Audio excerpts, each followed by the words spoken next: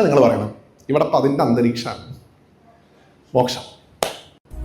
ഭഗവാന്റെ കൈകൊണ്ടുള്ള മരണം മോക്ഷമാണ്. അത് കിട്ടണം എന്നുണ്ടെങ്കിൽ ഇത്തിരി ക്രെഡിറ്റ് ഒക്കെ ഉള്ള ആൾക്കാർക്ക് അത് കിട്ടിയിട്ടുള്ളൂ. എല്ലാവർക്കും അത് കിട്ടിയിട്ടില്ല. എളുപ്പം പറയാൻ പറ്റുന്ന ഉദാഹരണമാണ് ജരാസന്ധൻ. 17-18 തവണയാണ് ഭഗവാനെ ആക്രമിച്ചിട്ടുള്ളത് ജരാസന്ധൻ. ഒരു തവണ പോലും ഭഗവാൻ ജരാസന്ധനെ ചക്ര അയച്ച് വധിക്കുകയും ഒന്നും ചെയ്തിട്ടില്ല. ഭീമനെ കൊണ്ട് കൊല്ലിച്ചു. എന്തുകൊണ്ട്? തന്റെ കൈ കൊണ്ടുള്ള മരണം അയാൾ അർഹിക്കുന്നില്ല.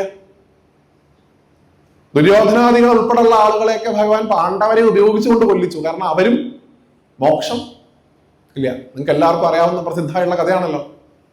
ഒരു ദിവസം രാത്രി മീറ്റിംഗ് നടത്തുന്ന സമയത്ത് ദുര്യോധനൻ പറഞ്ഞു അത്രേ, നമ്മുടെ സേനാനായകനെ ഒന്ന് ചേഞ്ച് ചെയ്യണം, ഇയാൾക്ക് ചോറ് ഇവിടെയും കൂറവിടെയാണ്. ഭീഷ്മരാണ്. എപ്പോഴെങ്കിലും ഈഗോ ഹേർട്ടായി കഴിഞ്ഞാൽ നമുക്ക് വലിയ ബുദ്ധിമുട്ടല്ലേ അല്ലേ? ഒരാളുടെ ഈഗോ. അദ്ദേഹം ശപഥം ചെയ്തതാണ്, നിങ്ങൾക്ക് എല്ലാവർക്കും അറിയാം. ഒന്നെങ്കിൽ നാളെ സൂര്യാസ്തമയത്തിന് മുമ്പായിട്ട് ഞാൻ അർജുനെ വധിക്കും, അല്ലെങ്കിലോ കൃഷ്ണനെ കൊണ്ട് ആയുധം എടുപ്പിക്കുന്നതാണ്. ഒന്നെങ്കിൽ അർജുനെ കൊല്ലും, അല്ലെങ്കിൽ കൃഷ്ണനെ കൊണ്ട് ഞാൻ ആയുധം എടുപ്പിക്കും. പിന്നീട് നടന്നൊക്കെ നിങ്ങൾക്ക് അറിയാം. ശരമാരിയായിരുന്നു. ഭഗവാൻ അടക്കം മുറിവേറ്റു പല സമയത്തും.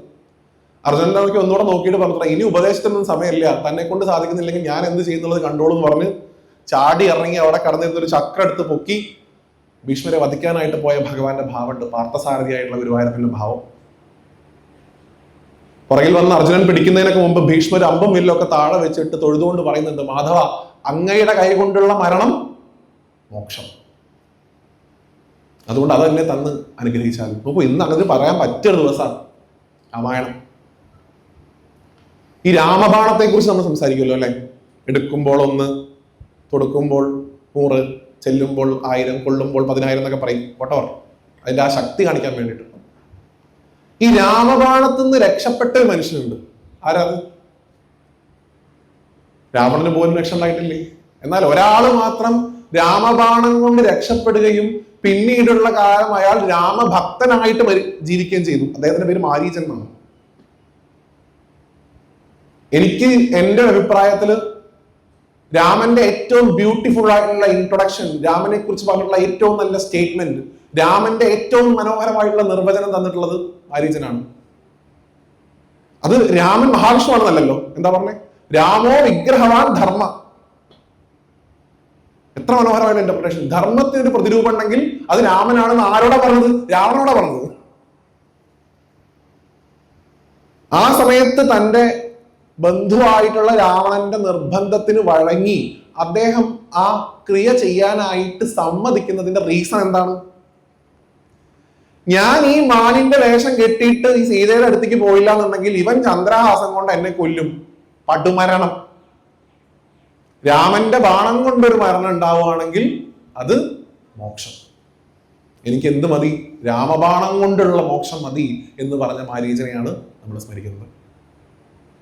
അതാണ് ഞാൻ പറഞ്ഞത്, ഭഗവാന്റെ കൈ കൊണ്ടുള്ള മരണം എന്ന് വിളിക്കപ്പെടുന്ന മോക്ഷം നൽകി കംസനെ അനുഗ്രഹിച്ച കാർത്യായനിയാണ് ഇവിടെ ഇരിക്കുന്നത്. അവിടെയാണ് നമ്മൾ പോയി കാണുകയും ചെയ്യുന്നത്. ഓരോ യാത്രയിലും ഇത്തരത്തിലുള്ള അനുഭവങ്ങൾ കൂടി ചേർത്ത് വെക്കുമ്പോഴേ നേരത്തെ പറഞ്ഞ കൃഷ്ണാനുഭവവും നമ്മളുടെ മനസ്സിലുള്ള വൃന്ദാവനവും ചാർധാമും ഒക്കെ നമുക്ക് അനുഭവിക്കാൻ സാധിക്കുകയുള്ളൂ. അതിന് കാർത്യായനി ഭഗവതിയുടെ സഹായം കൂടിയേ തീരൂ എന്നാണ് ഞാൻ പറഞ്ഞു വന്നത്. ഇനി അവിടെ ചെല്ലുന്ന സമയത്ത്, ഓരോ യാത്രയുടെയും ഭാഗമായിട്ട് നമ്മൾ ചെല്ലുന്ന സമയത്ത് ഭഗവാൻ എന്ന് വിളിക്കപ്പെടുന്ന ഒരൊറ്റ വസ്തുവിൽ മാത്രം കേന്ദ്രീകരിക്കുക എന്നുള്ളത് തന്നെയാണ് നമ്മുടെ എല്ലാ യാത്രകളുടെയും ഉദ്ദേശം. നമ്മുടെ ശ്രദ്ധ ഭഗവാനിലേക്ക് കൊണ്ടുവരിക. അതിനോടൊപ്പം തന്നെ ഞാൻ നേരത്തെ സൂചിപ്പിച്ചതുപോലെ ഭഗവത് ഭക്തരെ കൂടി സ്മരിക്കുക എന്നുള്ള വലിയ ഉത്തരവാദിത്തമുണ്ട്. ഇപ്പൊ വൃന്ദാവനത്തിൽ ട്രാവലിൽ പോയ ആളുകൾ ഉണ്ടായിരിക്കുമല്ലോ അല്ലെ? ട്രാവലിൽ പോണ സമയത്ത് അവിടെ കൃഷ്ണന്റെയും രാധയുടെയും വിഗ്രഹം ഉണ്ട് അവിടെ സെപ്പറേറ്റ് ആയിട്ട്. ഒരു രാധയുടെ വിശേഷപ്പെട്ട വിഗ്രഹം നിങ്ങൾക്ക് റാവലിൽ മാത്രമേ കാണാൻ സാധിക്കുള്ളൂ. എങ്ങനെയുള്ള വിഗ്രഹം? പോയിട്ടില്ലേ റാവലിന്? എങ്ങനെയുള്ള വിഗ്രഹം? മുട്ടുകുത്തി ഇഴയുന്ന രാധയെ നിങ്ങൾക്ക് ആകെ കാണാൻ സാധിക്കുക റാവലിലാണ്, വേറെ എവിടെയില്ല. രാധാദേവിയുടെ ജന്മസ്ഥലമായിട്ട് എങ്ങനെയാണോ നന്ദഗാവ് നമ്മൾ പറയുന്നത്, അതുപോലെ രാധാദേവിയുടെ ജന്മസ്ഥലമായിട്ട് കണക്കാക്കുന്ന സ്ഥലമാണ് റാവൽ. ബ്രഹ്മഗിരി എന്നാണ് അതിനെ വിളിക്കുക. ബ്രഹ്മാവ് രാധയ്ക്ക് ജനിക്കാൻ വേണ്ടി കുന്നായി നിന്നു അത്ര. മഹാദേവൻ കുന്നായി നിന്നതാണ് നന്ദഗാവ് എന്നാണ് സങ്കല്പം. ഇപ്പൊ രാധാദേവിയുടെ ആ മുട്ടിലെഴയുന്ന പ്രതിമയിൽ അല്ലെങ്കിൽ ആ വിഗ്രഹത്തിൽ നിങ്ങൾക്ക് എവിടെ കൃഷ്ണനെ കാണാൻ സാധിക്കും എന്ന് ചോദിക്കുമ്പോൾ പറയുന്നു മഹാത്മാക്കൾ, രാധയുടെ കണ്ണുകളിൽ നോക്കൂ, അവിടെ നിങ്ങൾക്ക് കൃഷ്ണനെ കാണാമെന്നാണ്. അതുകൊണ്ട് വൃന്ദാവനത്തിൽ ഏറ്റവും കൂടുതൽ നിങ്ങൾ മുഴങ്ങി കേൾക്കുന്ന ശബ്ദം കൃഷ്ണ കൃഷ്ണ എന്നതിനോടൊപ്പം തന്നെ അല്ലെങ്കിൽ ഒരു പരിധി കൂടുതലായിട്ട് രാധേ എന്നുള്ള ശബ്ദം കേൾക്കുന്നു. ഭഗവാൻ പോലും പറയുന്നു, രാ എന്ന ശബ്ദം വിളിക്കുമ്പോൾ ഞാൻ അവരുടെ അടുത്തേക്ക് വരികയും ധേ എന്നുള്ള ശബ്ദം പറയുമ്പോൾ ഞാൻ അവരുടെ ഉള്ളിലേക്ക് പ്രവേശിക്കുകയും ചെയ്യുന്നു എന്നാണ്. അത് ഗുരുവായൂരപ്പന്റെ ഒരു പാരമ്പര്യം. എപ്പോഴും ഞാൻ പറഞ്ഞ പോലെ ഭഗവാൻ എപ്പോഴും ഇമ്പോർട്ടൻസ് കൊടുത്തുള്ളത് തന്നേക്കാൾ തന്റെ ഭക്തർക്കാണ്. നേരത്തെ പറഞ്ഞ ഉദാഹരണം നോക്കൂ, ഭഗവാൻ സ്വന്തം വാക്ക് തെറ്റിച്ചു. എന്തിനു വേണ്ടിയിട്ട്? ഭക്തന്റെ വാക്കിനെ സത്യമാക്കി തീർക്കാൻ വേണ്ടിയിട്ട്. ഒന്നെങ്കിൽ അർജുനെ കൊല്ലണം, അല്ലെങ്കിൽ ഞാൻ ആയുധം എടുക്കണം. എന്റെ വാക്ക് തെറ്റിക്കോട്ടെ, എന്നെ ആളുകൾ ഭാവിയിൽ കുറ്റം പറഞ്ഞോട്ടെ, പക്ഷെ ഒരിക്കലും എന്റെ ഭക്തന്റെ വാക്ക് തെറ്റരുത്. ഞാൻ എപ്പോഴും സഞ്ചരിക്കുന്നത് ആർക്ക് പുറകിലാണ്? എന്റെ ഭക്തന്റെ കാലടിക്ക് പുറകിൽ ഞാൻ സഞ്ചരിക്കുന്നു എന്നാണ് ഭഗവാന്റെ പ്രാധാന്യം. അത് വിഷ്ണു ഭക്തിയിലാണ് നമുക്ക് ഏറ്റവും, അല്ലെങ്കിൽ പ്രത്യേകിച്ച് കൃഷ്ണഭക്തിയിൽ, പ്രേമഭക്തിയിലാണ് ഇത് ഏറ്റവും കൂടുതൽ കാണാൻ സാധിക്കുക. നിങ്ങൾ വിശേഷമായിട്ട് ഞാൻ ഈ വൃന്ദാവനം കൂടുതലായിട്ട് കോട്ട് ചെയ്യാൻ കാരണം ഏറ്റവും എളുപ്പത്തിൽ ഭഗവാനെ അനുഭവിക്കാൻ സാധിക്കുന്ന ഒരു സ്ഥലമായതുകൊണ്ടാണ്. എല്ലായിടത്തും സാധിക്കും, പക്ഷെ പ്രകൃതി പോലും രാധേ രാധേ എന്ന് ജപിക്കുന്ന, അവിടുത്തെ തത്തകളും മയിലുകളും കരയുന്നത് പോലും രാധേ എന്നാണെന്ന് തോന്നിക്കുന്ന തരത്തിലുള്ള ഒരു അന്തരീക്ഷത്തിൽ നമ്മൾ ചെല്ലുന്ന സമയത്ത്, നമ്മൾ ഉണ്ടാക്കി കൊണ്ടായിട്ടുള്ള ഇമേജുകളൊക്കെ ഭഗവാൻ ഒരു നിമിഷം കൊണ്ട് ഇങ്ങനെ തകർത്ത് കളയുന്ന സമയത്ത്, ഇതാണോ വൃന്ദാവനം എന്ന് ചോദിക്കുന്ന സമയത്ത് എവിടെയോ ഉള്ളിൽ ഞാൻ ഇവിടെ തന്നെയാണ് ഉള്ളത് എന്നുള്ള ഒരു ചിന്ത നിങ്ങളുടെ ഉള്ളിൽ ഉണ്ടാവുകയും അറിയാതെ നിങ്ങളുടെ കണ്ണുകൾ നിറയുകയും ചെയ്യും. പോയ ആളുകൾക്ക് അനുഭവം ഉണ്ടാവും. അല്ലെങ്കിൽ പോയ യാത്രയിൽ ഈ വൃന്ദാവനം കാണാനാണോ ഞാൻ വന്നത് എന്ന് പറഞ്ഞ അതേ ആളുകൾ തന്നെ തിരിച്ച് വണ്ടി ഹൈവേയിലേക്ക് കയറുമ്പോൾ പൊട്ടി പൊട്ടി കരയുന്ന കാണാം. അതിനിപ്പോ അത്രയും ദൂരം പോകണമെന്നൊന്നുമില്ല, മഞ്ജുളാലിന്റെ അവിടെ പോയിട്ട് നോക്കിയാലും കാണാം ഗുരുവായൂരിൽ. പക്ഷെ അവിടെ ചെന്ന് അനുഭവിക്കാൻ പറ്റുന്നത് വേറൊരു രീതിയാണ്. രണ്ടും എൻറ്റയർലി ഡിഫറെന്റ് ആയിട്ടുള്ള രീതിയാണ്. അപ്പൊ ഭഗവാന്റെ ഭക്തർക്ക്, പ്രത്യേകിച്ച് വിശേഷ രാധാറാണിക്കുള്ള പ്രാധാന്യത്തിന്റെ നിരവധിയായിട്ടുള്ള ഭാഗങ്ങൾ. കാരണം കൃഷ്ണനെ അനുഭവിക്കാൻ അല്ലെങ്കിൽ കൃഷ്ണന്റെ പ്രാപ്തി ഉണ്ടാവണം എന്നുണ്ടെങ്കിൽ ഭഗവതിയുടെ സഹായം എത്രത്തോളം വേണമെന്ന് നമ്മൾ പറഞ്ഞു.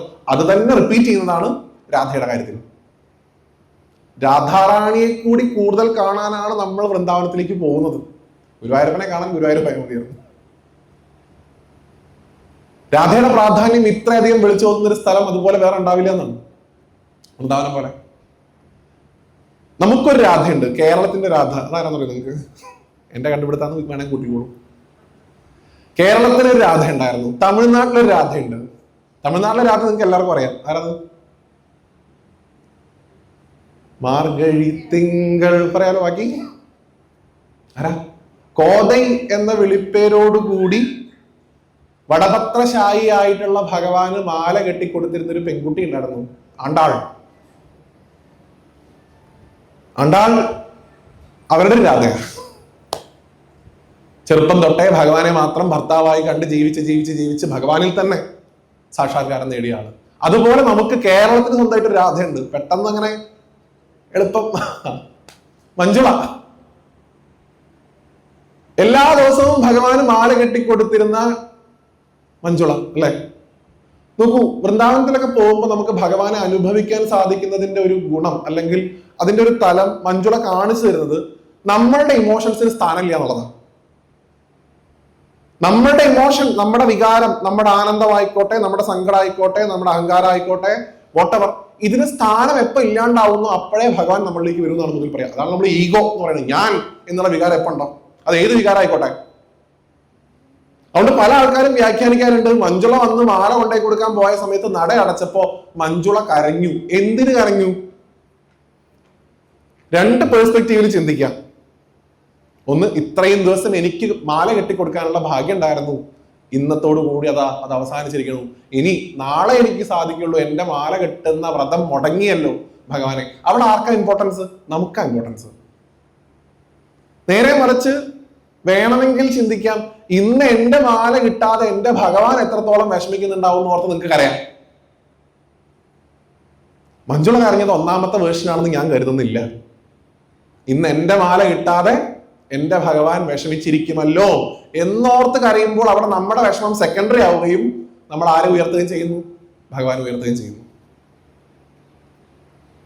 ഇതുപോലെ നമ്മുടെ ഇമോഷൻസിന് സ്ഥാനമില്ലാണ്ടാവുന്നത് എപ്പോഴും രാധയെ കൂടുതൽ സ്മരിക്കുമ്പോഴാണെന്ന് പലപ്പോഴും തോന്നിയിട്ടുണ്ട്. കാരണം രാധ എന്ന് വിളിക്കപ്പെടുന്ന പേരിന്റെ അർത്ഥങ്ങളിൽ ഏറ്റവും ഫിലോസഫിക്കൽ ആയിട്ടുള്ള ഒരു അർത്ഥം ആനന്ദം എന്നുള്ളതാണ്.